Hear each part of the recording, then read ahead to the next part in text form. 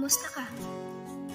Tanong na hindi ko alam kung masasagot ko ba dahil ayaw ko na makaabala sa kanila at ayaw ko na makita nila na ako ay kawawa. Kahit sa loob, mahirap at nakakapagod na.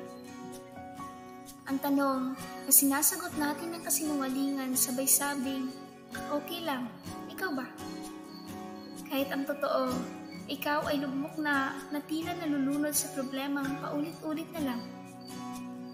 Sabay tanong sa sarili na hanggang kailan? Hanggang kailan ko ito mararanasan?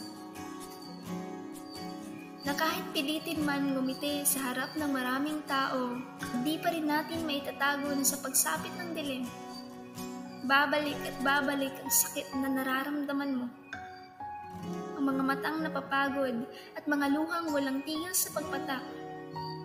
Dahil sa problemang sandamakmak na kahit ilang laban pa man ang ating sasabihin, hindi pa rin maiiwasan na minsan nakakapagod rin. Ngunit tandaan mong di pa huli ang lahat. Tandaan mong gaano man kahirap ang dinadaanan mo ay parte yan ng proseso.